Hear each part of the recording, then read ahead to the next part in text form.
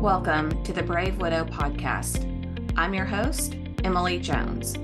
We help young widows heal their heart, find hope, and dream again for the future.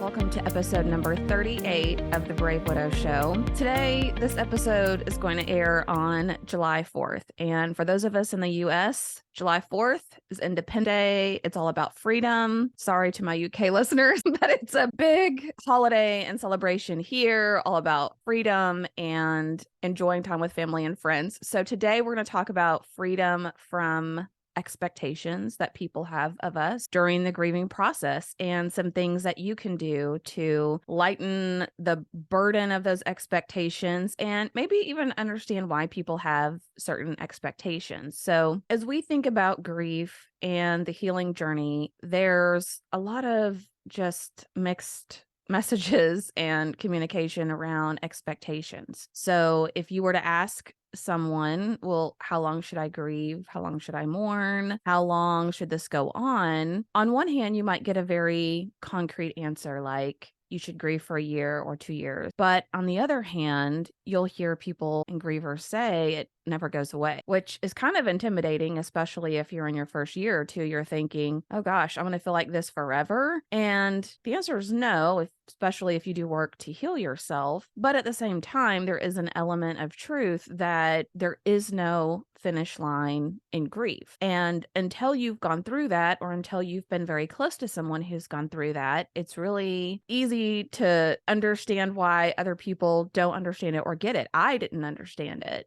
or get it until I went through it, until I really started learning from other people what to expect. So grief is a very complex thing because we are humans. Our lives are complex. We have all different timelines. Someone may have brain fog for 6 months. Someone may have brain fog for 2 or 3 years, or feel like they're never fully out of it. Some people had traumatic experiences. We've talked to widows here on the show, drug overdose, suicide, someone who had a terminal illness that was just brutal in supporting them over that period of time. All kinds of different experiences that the experience of losing their spouse itself may have been traumatic, but they also may have had some past traumas and experiences of their own that maybe were never really healed or maybe now have resurfaced. So the loss of a spouse or a really close loved one and partner can reopen some of the things that have happened in the past. So because of all these complexities, that's why in many cases, there's not a, number one, because of our complexities as human beings, there's not definitive timeline for how long this thing lasts and what the expectations are. And number two, because it isn't something that has a finish line. And I think I even had that misconception at first. When I lost Nathan, I bought all the books and checked all the boxes on the list and did all the things and signed up for counseling and found a community of widows and did all the things you're supposed to do, thinking that I'm going to move through this process really fast, like just speed racer, Lightning McQueen, get through this grief super fast. And unfortunately, there is no great finish line that we can cross that says, I'm done. I'm perfect. I'm healed. I'm done. Now, I do think that because of the work that I've done and the work that other widows I know have done, that it has helped bring me out of that very volatile, desperate pit of despair feeling that I didn't know I was going to be able to get out of. I do feel like I've been able to move through some of that maybe quicker than I would have without doing it. But if I know that doing some of those things really helped me in my journey. So today I'm going to talk to you about 7 different expectations that we experience as we're moving through grief and my thoughts on them, how I think they apply, and maybe some things that you can do to free yourself from these expectations that people may have. So expectation number 1 is the expectation of endless mourning, right? There are people that think that widows should grieve indefinitely. And maybe you feel that way. Maybe you, as a widow, feel that you have to hold on to the pain and the suffering, and that you don't deserve to have joy in your life. You shouldn't go out and have a good time. You shouldn't be laughing at things that you find funny. Like, how can you be laughing and enjoying life when your spouse is dead? And whether it's other people or ourselves, sometimes we get into this loop of expectation that we're supposed to grieve indefinitely and that the rest of our lives should just be miserable. We should portray this eternal sadness. So sometimes people will say things like, how can your husband just died 6 months ago. Didn't you love him? Like, how can you be out here laughing or enjoying life or doing something fun? Shouldn't you just be basically shut up in your home like a hermit, grieving? And the reality of what we know and what we've talked about on the show is grief is and. It's not or. Grief is this embracing this concept that, yes, I can be happy and sad at the same time. I can love my late spouse and someone new at the same time. And that concept is something that people really struggle with until they've actually experienced it. And even sometimes people who do experience it, they struggle with wrapping their minds around how is this possible to feel two very different emotions at the same time. But that is very much a component of what happens in grief. Because of some of these expectations, that causes a lot of inner turmoil for those of us who are widowed, where we're afraid to try to go out and do something. I mean, for the most part, if you can get a widow to agree to go out and get out of the house, that's an amazing step in and of itself, especially in the beginning. So just even thinking about it, kudos to you for being at that point if you're still really struggling. But to be able to not feel guilty once you're there, or to not feel guilty after the fact, like, I was having a good time. How is that possible? I should be in my bed, hiding under the covers, just sobbing. And that's just simply not the case. In grief, we're not meant to wallow in sorrow and sadness and depression. And it doesn't mean that we don't ever feel those things, that we don't ever feel sad, that we don't ever embrace those emotions as they bubble up, but we can't live there. And I remember distinctly having times where I would just feel such sadness, or I would hear a song, or I would smell Nathan's cologne, or I would see something that really reminded me of him. And all of these feelings of sadness would just bubble up inside. And I would sit there and embrace them in the moment and cry and just recall the love that we had for each other. But I remember in some of those moments making that conscious decision, like, I can't live here. So I can honor what I feel and I can process those emotions that come up, but I refuse to live in that every single day because I know the outcome ultimately isn't helpful for me, for my family, for my own emotional and mental well-being. It's not helpful to continue to live there. All right. So what are some things that you can do to deal with this expectation of endless mourning? Well, a lot of things that I tell myself as I'm thinking about other people's opinions and expectations that they have in grief.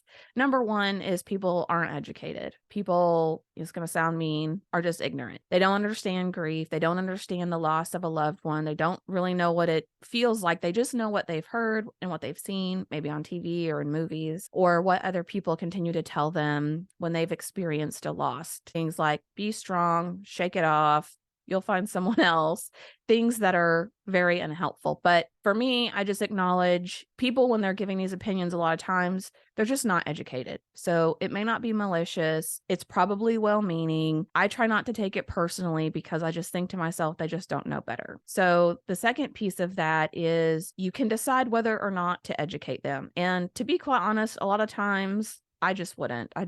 People make their comments or give opinions or whatever, if I felt like it, I would help educate, or I would explain maybe why what they're saying is not correct or why their opinion is not helpful to me. In other cases, I would just, as a courtesy, smile and nod or say thanks, or just ignore their comment altogether. It's really up to you and what you want to do and how close you are to these people. If it's someone like your sibling and you see them every Sunday for dinner and they're constantly making these comments, it's probably worth having the conversation of, let me help explain some things to you. Let me help provide some resources. Here on the Brave Widow show, a few episodes back, we did an episode on a letter to my friends and family, what I wish people understood about being widowed. You can take some things from there. You can take some things from different articles you've read or things that you've learned and help to educate them, because most likely it isn't something that they're doing to be malicious. And the third thing to keep in mind here is that sometimes people themselves are hurting and grieving. So maybe you're talking to one of your late spouse's friends or family members, or someone that you may have not even thought they were close, like they were kind of distant, but for some reason they're just really grieving and struggling with that. And it's not for me or for us to say, hey, I'm hurting more than you, or I'm the one really grieving here. Don't be giving me your opinion on this. But instead to realize that, especially if people have other things they have not worked on to heal within themselves, that this may be really difficult for them. So again, I kind of chalk it up to they're probably just not educated. Maybe they're hurting. Maybe they don't understand. And this is kind of their way of lashing out or making themselves feel better or feel like they're somehow contributing to what they believe you should do.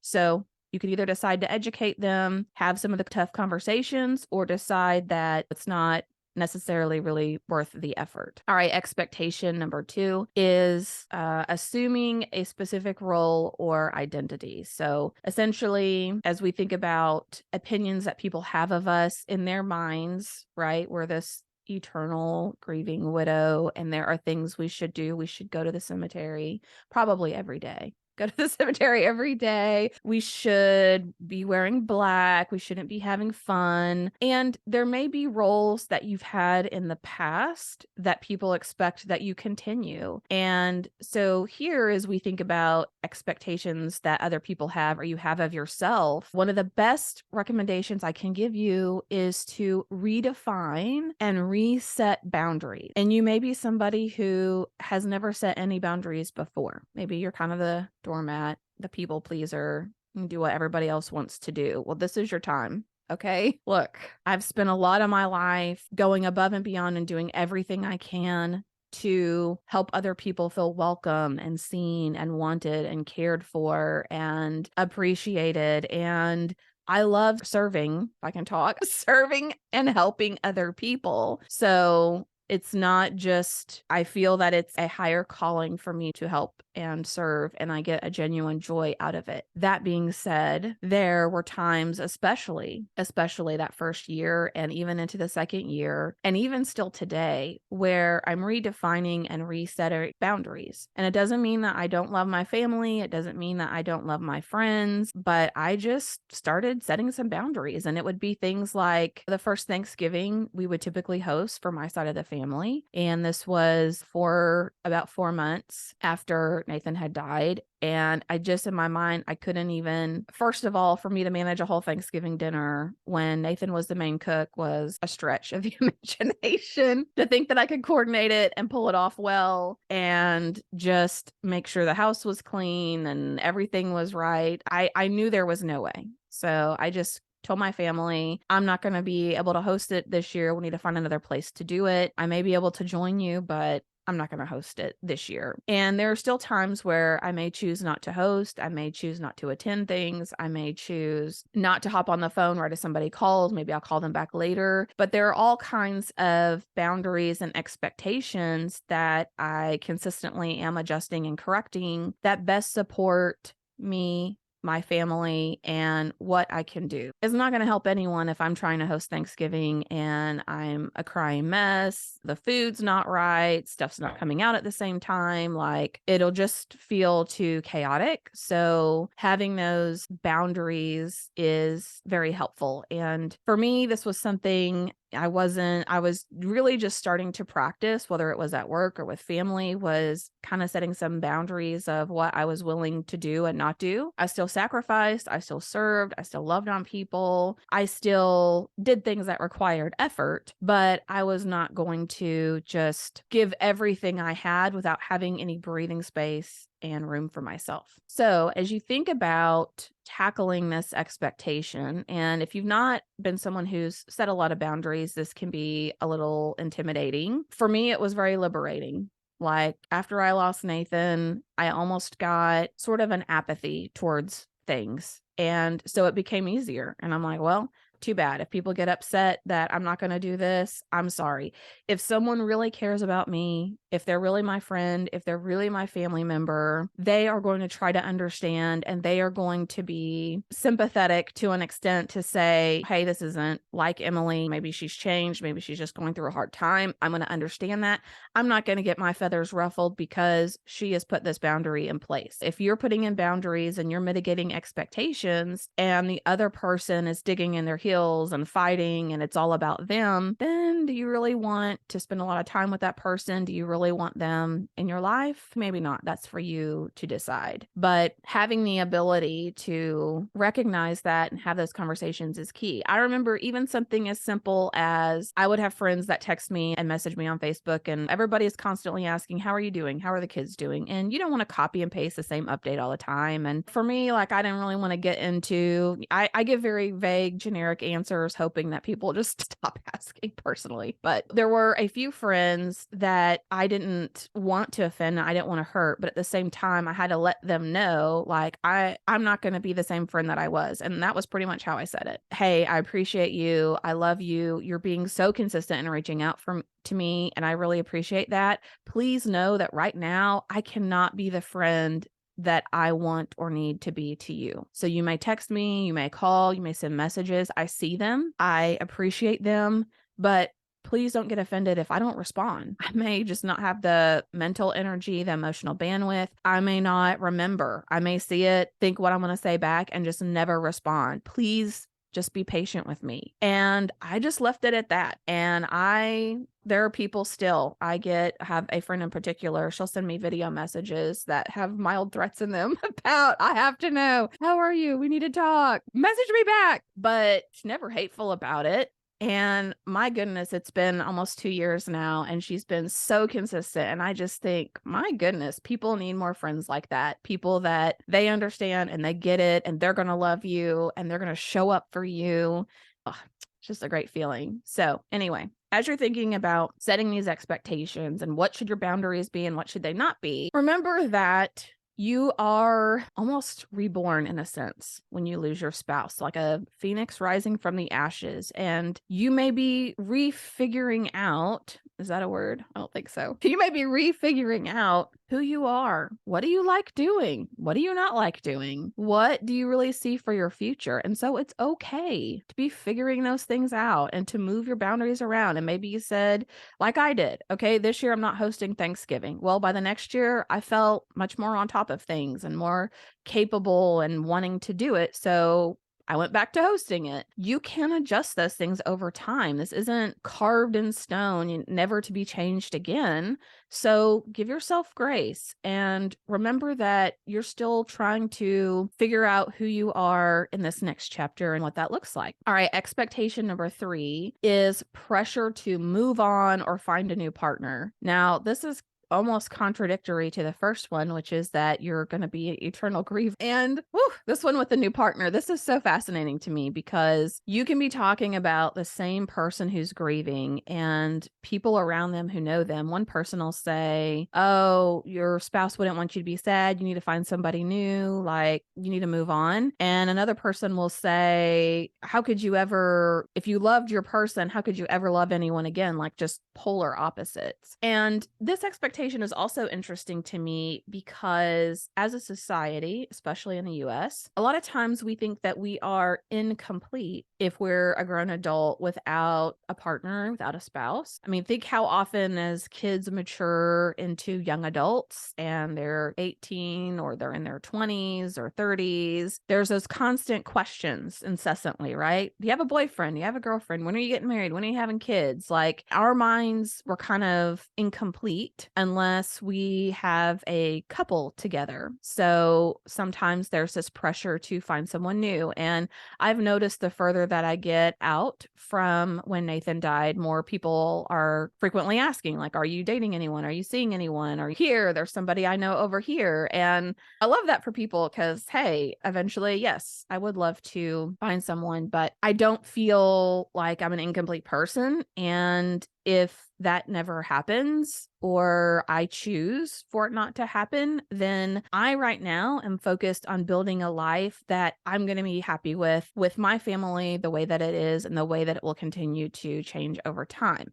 My happiness is not contingent on finding a new partner, but sometimes we have to deal with these expectations from other people. And I think sometimes this really happens a lot with maybe younger widows. So people in their 20s and 30s, people will tend to say, oh, you're so young, you'll find someone else, or your kids really need a dad in their life. Yes, that would be nice, but it's not necessarily an incomplete family without that person. And certainly something that people need to decide in their own time. One of the mistakes that I made and I see other people make is after you lose your spouse, obviously you feel is an excruciating pain, a sense of loneliness. I mean, I was married to Nathan right at 20 years. That was longer than I had been alive and not married to Nathan at the time. So a big piece of my identity and a big piece of my life has been as a wife, especially the years of my life I remember. So even though I miss Nathan and I loved him and it was hard to imagine loving anyone else, it also felt super strange not being married. And I missed that. I missed having a best friend to do life with. I missed being a wife. I missed doing nice little things for that person and vice versa. And so I wanted to date or talk to other people just to even fill that loneliness and empty companionship piece that I felt like was missing. And a lot of what I see widows doing is the same. They date really early on, or they'll date because they're lonely, because they're missing their spouse. And I think there's a bigger risk and a danger in that. And what I hear and see from people is they ignore a lot of red flags. And I also feel that I try to talk to people and entertain dating people that otherwise I really wouldn't have.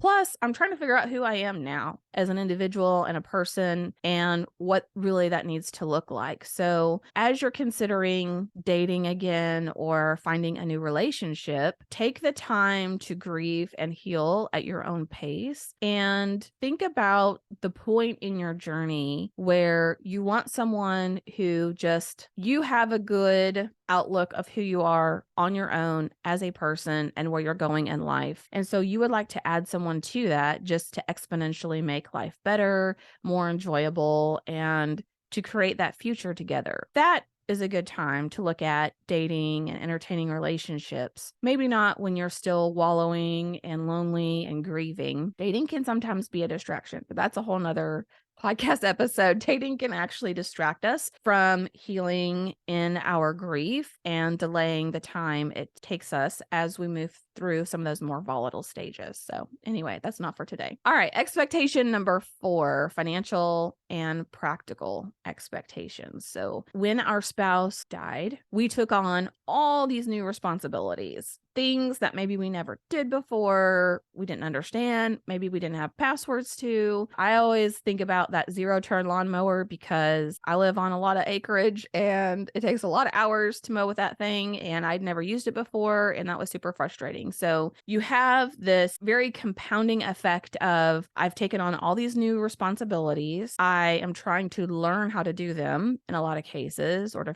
figure things out.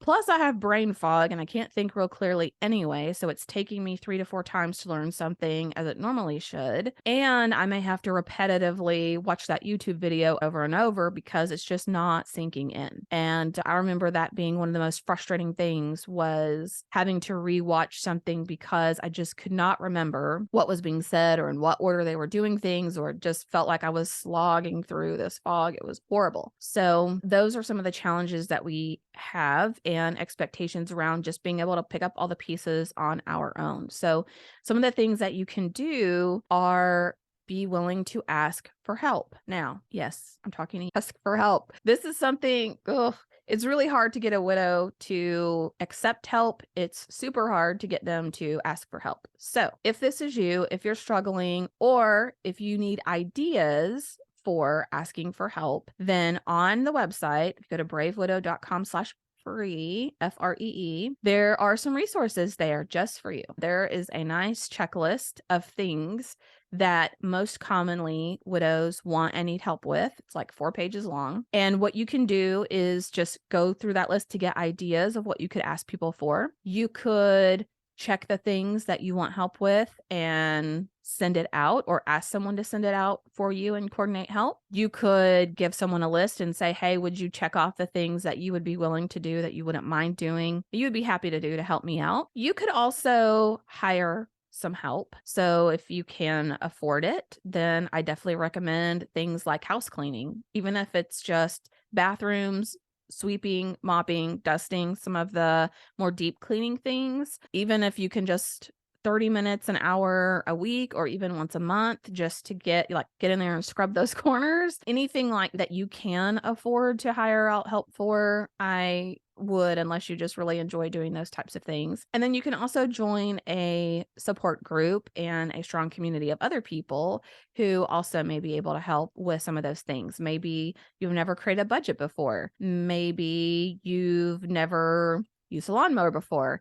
But usually by joining these support groups and just putting out that you want or need help with some of these things, you'll be really surprised how people will show up for you. All right, expectation number 5 is the emotional and societal expectations that people have. And this book, my goodness, I love to recommend it. It's the Grief Recovery Method. And I actually just went through the certification program, which was amazing. So we'll be able to help host some sessions soon. And one of the things I loved about the book, and one of the reasons why I wanted to go through the program, was because it really illustrated why we don't get a lot of support through grief. And what I mean by that is why culturally we don't understand how to process loss and grief, and how ultimately that impacts us. So when we talk about emotional and societal expectations, it's those phrases we hear from people like, oh, you're so strong, you're going to be fine, or you have to be strong for the kids, you have to hold it together. And what we hear echoing in our mind is, I don't want to be strong right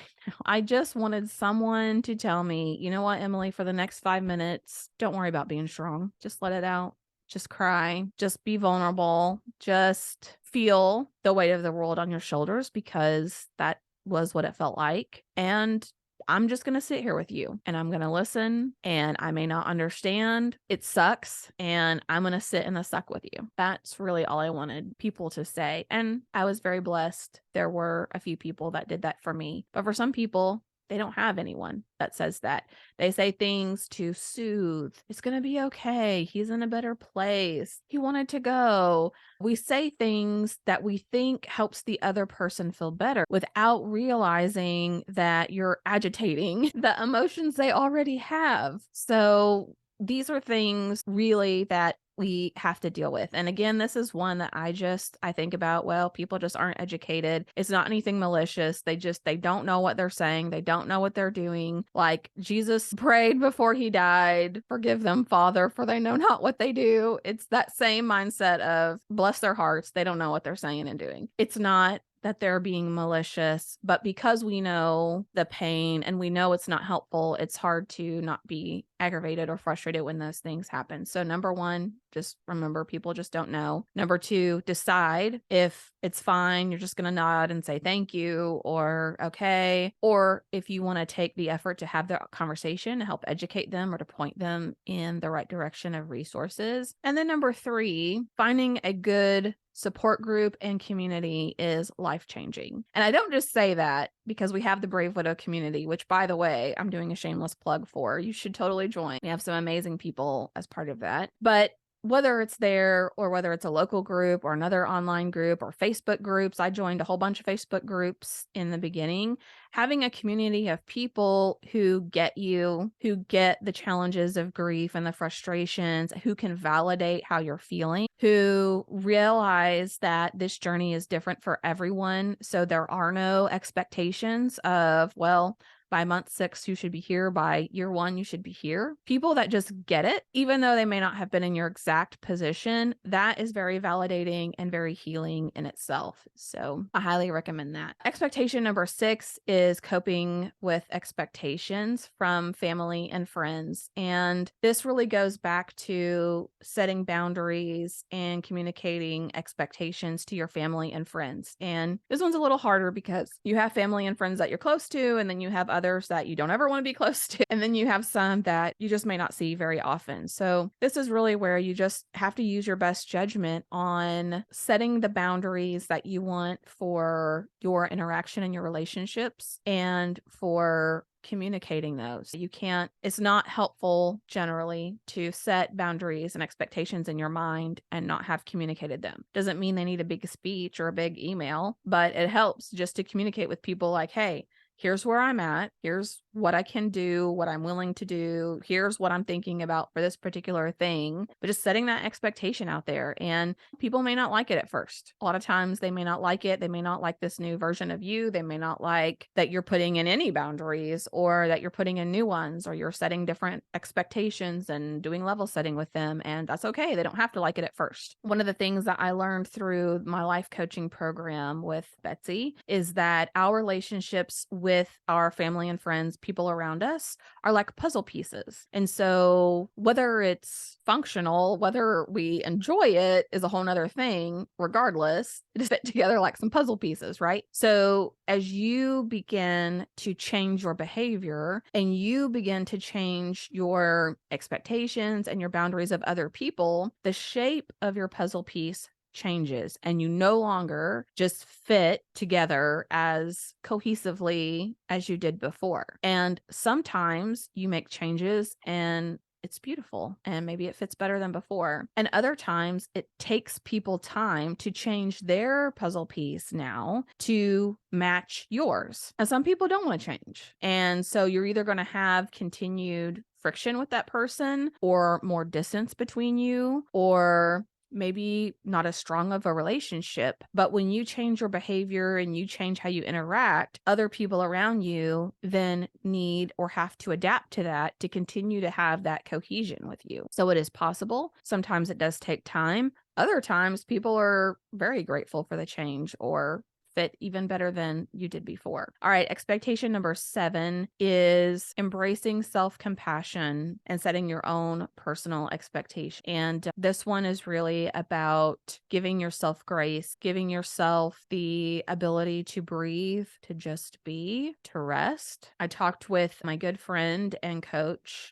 recently on the show, and we also did a live event. Her name is Alexandra Tannen Olson, and she focuses a lot on rest. And as a high achiever, as a perfectionist, and as a widow, each of those 3 have their own lenses. Rest is like, rest? I don't have time to rest. I'll rest when I'm dead. I have all this stuff to get done. I've been given all these new responsibilities that I'm trying to figure out. I have so many expectations and things that a to-do list that's growing arms and legs, like it's getting crazy. I do not have time to rest. And so that's something she's personally helped me with, in viewing rest as a discipline, in scheduling time to rest. And by rest, I don't mean scrolling through the reels or the shorts or the TikToks, right? And just mindlessly numbing yourself to the real world. We mean true, real rest. So that is something you have to do for yourself, or you will experience burnout. You'll experience just irritability and depression and resentment to other people.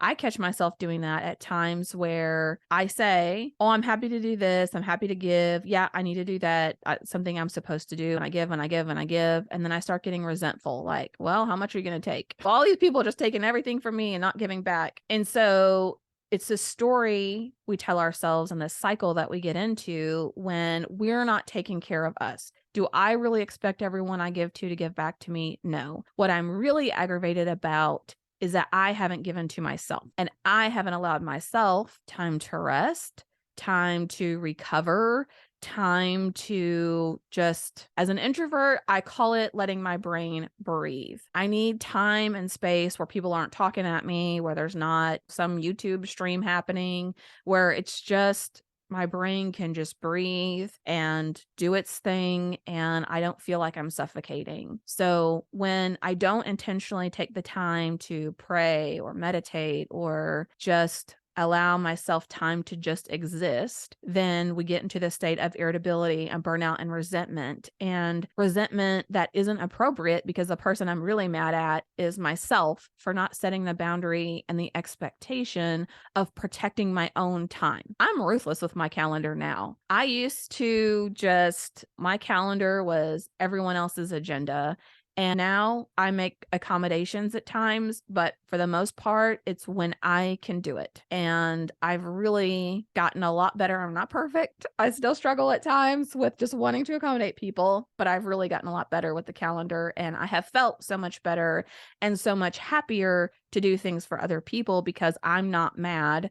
I scheduled something for a day I needed downtime, or for an hour where I wanted time to just rest. And now I'm like, well, doing this for them is more important than me having rest. All right. So those are the 7 expectations that we experience as we move through grief, and some ways that you can experience freedom from those expectations, and freedom with just focusing on the process, understanding and learning who you are in this next few chapters or the rest of your story of what you have ahead of you, and to not feel frustration and resentment and aggravation with people. You have a choice in how you interact, in what you choose to say or not say, and the level of effort you choose to put into some of those relationships, or to communicate and say, I'm not a good friend right now, and I'm sorry. I don't know I'm ever going to be the same, and I'm not asking for you to feel sorry for me. I'm just letting you know. And if that's not okay with you, that's fine. If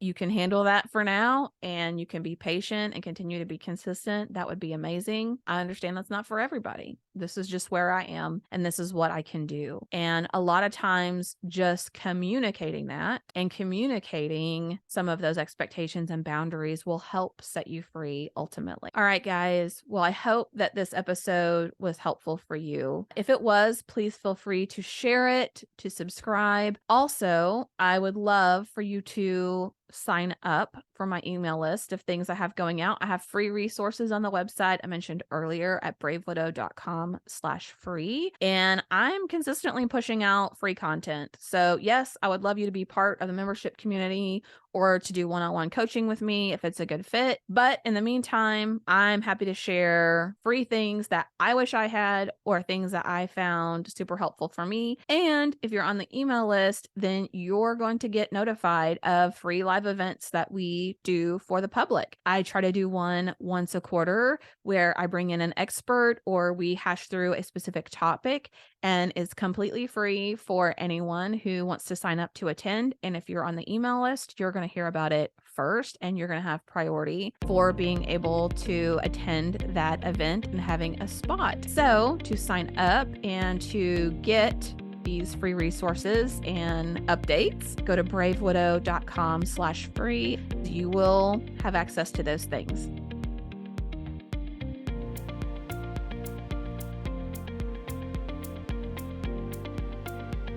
Hey guys, thank you so much for listening to the Brave Widow podcast. I would love to help you take your next step, whether that's healing your heart, finding hope, or achieving your dreams for the future. Do you need a safe space to connect with other like-minded widows? Do you wish you had how-tos for getting through the next steps in your journey, organizing your life, or moving through grief? What about live calls where you get answers to your burning questions? The Brave Widow membership community is just what you need. Inside, you'll find courses to help guide you, a community of other widows to connect with, live coaching and Q&A calls, and small group coaching where you can work on what matters most to you. Learn how to heal your heart, find hope, reclaim joy, and dream again for the future. It is possible. Head on over to bravewidow.com to learn more.